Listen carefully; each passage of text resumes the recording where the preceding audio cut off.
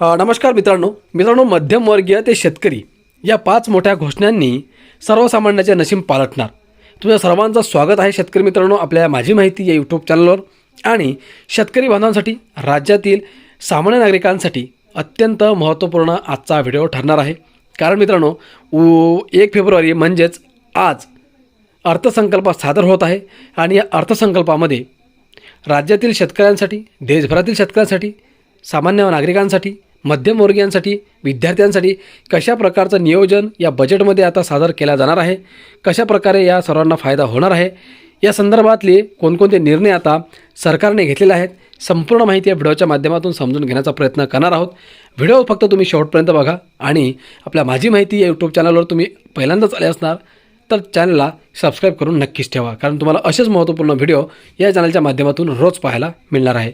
तर चला आजच्या व्हिडिओला आपण सुरुवात करूयात शेतकरी मित्रांनो आणि संपूर्ण माहिती समजून घेऊयात. मित्रांनो, देशाचे लक्ष आता 1 फेब्रुवारी 2026कडे लागले आहे, जेव्हा अर्थमंत्री निर्मला सीतारामन केंद्राचा आगामी अर्थसंकल्प सादर करतील. निवडणुकांचे वारे आणि वाढती महागाई या पार्श्वभूमीवर हा अर्थसंकल्प केवळ आकड्यांचा खेळ नसेल, तर सर्वसामान्यांच्या खिशाला दिलासा देणारा मास्टर प्लॅन असल्याची शक्यता आहे. सूत्रांकडून मिळणारे संकेत पाहता सरकार मध्यमवर्गीय, शेतकरी, वृद्ध आणि प्रवाशांसाठी मोठ्या घोषणांची तयारी करत असल्याचे दिसत आहे. चला तर मग जाणून घेऊयात अशा 5 प्रमुख योजना कोणत्या आहेत, त्यांची घोषणा कशी आहे, ज्या तुमच्या आयुष्यावर थेट सकारात्मक परिणाम करू शकतात. मित्रांनो, पहिली आणि महत्त्वाची जी घोषणा होण्याची शक्यता आहे ते PM किसान योजनेमध्ये वाढ. वार्षिक जे आहे ते 6,000 रुपये मिळणार का, असा प्रश्न आता आपल्या सर्वांना म्हणजे शेतकरी बांधवांना पडलेला आहे. तर आपण समजून घेऊयात. मित्रांनो, शेतकऱ्यांसाठी हा अर्थसंकल्प सुगीचे दिवस घेऊन येऊ शकतो.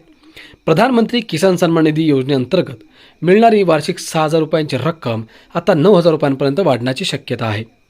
2019मध्ये सुरू झालेली ही रक्कम महागाईमुळे आज अपुरी पडत आहे. खते, बियाणे आणि मजुरीचा खर्च पाहता ही 50% वाढ शेतकऱ्यांसाठी मोठा आधार ठरेल. याचा थेट लाभ देशातील सुमारे 11 कोटी शेतकरी कुटुंबांना होईल, ज्यामुळे ग्रामीण अर्थव्यवस्थेला गती मिळेल. नंबर 2, रेल्वेचा सुपरफास्ट मास्टर प्लॅन. मित्रांनो, 300 नवीन गाड्यांची भेट. रेल्वे प्रवाशांसाठी वेटिंग लिस्टची कटकट संपवण्याचे लक्ष्य सरकारने ठेवले आहे. 2026च्या अर्थसंकल्पात 300हून अधिक नवीन अमृत भारत आणि वंदे भारत गाड्यांची घोषणा होऊ शकते. 2030पर्यंत देशाला वेटिंग लिस्ट मुक्त करण्याचे रेल्वेचे उद्दिष्ट आहे. दररोज प्रवास करणाऱ्या 2 कोटी प्रवाशांना जलद कनेक्टिव्हिटी आणि आरामदायी प्रवास मिळेल. रेल्वेच्या पायाभूत सुविधांसाठी विक्रमी निधीची तरतूद अपेक्षित आहे. नंबर 3, आयकर सवलत. रुपये 13 लाखांपर्यंतचे उत्पन्न करमुक्त. मित्रांनो, नोकरदारांसाठी सर्वात आनंदाची बातमी म्हणजे प्राप्तिकरात मिळणारी संभाव्य सवलत. नवीन कर प्रणालीमध्ये मानक वजावट 75,000वरून 1,00,000 केली जाण्याची शक्यता आहे. यामुळे प्रभावीपणे रुपये 13 लाख रुपयांपर्यंत वार्षिक उत्पन्न असणाऱ्यांना कोणताही कर भरावा लागणार नाही. लोकांच्या हातात अधिक पैसे शिल्लक राहतील, ज्यामुळे बाजारात मागणी वाढेल आणि मध्यमवर्गीयांची बचत क्षमता सुधारेल. नंबर 4, स्वस्त विजेचे स्वप्न. PM सूर्यघर योजनेत अनुदानाचा पाऊस.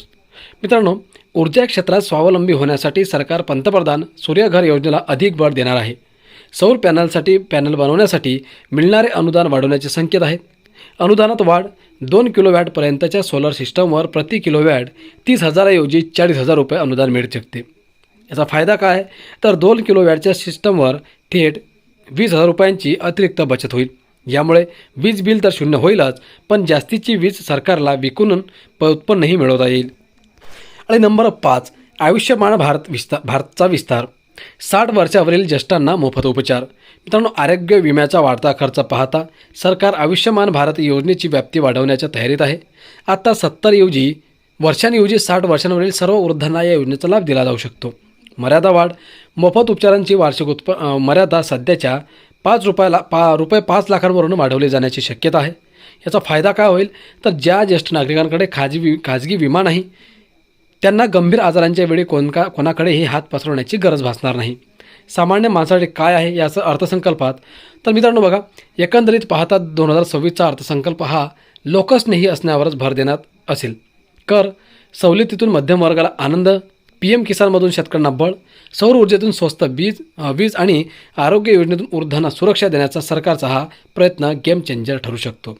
तर मित्रांनो, सध्या जी माहिती आपण समजून घेतलेली आहे, हे सर्व प्रश्न आत्ता या बजेटमध्ये 1 तारखेला म्हणजे आज मांडण्याची शक्यता आहे. आणि नक्कीच या सर्वांवरती जर विचार केला आणि सरकारने जर या सर्व नागरिकांना जर अशा प्रकारचा जर फायदा करून दिला तर नक्कीच एक मोठा दिलासा देशभरातील शेतकऱ्यांना, सामान्य नागरिकांना मिळेल. अपेक्षा करूयात की असंच काहीतरी ठरो. आणि हा व्हिडिओ तुम्ही जास्तीत जास्त मित्रांना शेअर करा. आणि नक्कीच आपण पुढच्या व्हिडिओमध्ये घेऊन येऊयात की नेमकं आता सरकारने काय योजना कशा प्रकारे आखलेल्या आहेत. आजच्या व्हिडिओमध्ये आपण इथेच थांबूयात. पुन्हा भेटूयात पुढच्या व्हिडिओमध्ये काही अशीच महत्त्वाची माहिती घेऊन. धन्यवाद.